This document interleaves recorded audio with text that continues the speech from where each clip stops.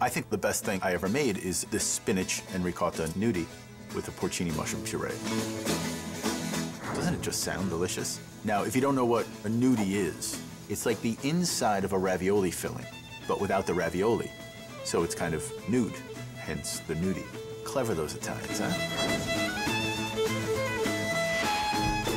I have everything laid out, kind of lined up like little soldiers. It just makes things go a little bit quicker. Beautiful. So, first things first, make your mushroom puree. The first step is to soak your dried porcini mushrooms in hot water. And I'll just use enough to cover them. And allow them to steep for 20 minutes or so. So as those are soaking, what we're gonna do is start to slice the shallots, end to end. I'll saute shallots in olive oil and just allow them to lightly brown. I'm gonna add a pinch of crushed red pepper to these shallots. And I don't do that for spice, I just add that for a little bit of a backdrop of flavor.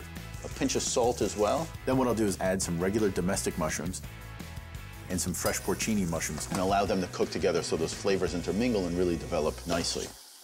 I'll take those mushrooms that are now reconstituted. There's a smoky flavor inside these dried porcini mushrooms that I just think is delicious. And allow that to cook. And then I'll add the porcini liquid.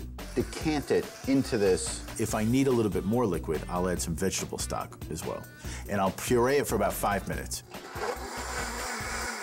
And then I'll strain it. That's ridiculous. This is all you need. Now that final puree, the consistency should be very similar to kind of a looser pudding. Exactly like a thin pudding. I'll reserve it on the side for later use. So we're gonna move on to the gnudi at this point. So I'll take ricotta cheese, which I've strained overnight so all the residual liquid drips off. Add 2 egg yolks, a little bit of salt, some fresh Parmesan cheese, a little bit of fresh nutmeg, a touch of flour, so these gnudi are holding together, and nothing more than that. And then, of course, the panko breadcrumbs. And it actually has a better texture when it's cooked than just using flour. I'm gonna add some sauteed spinach. Mix those gnudi together. I think it's really important just to test one.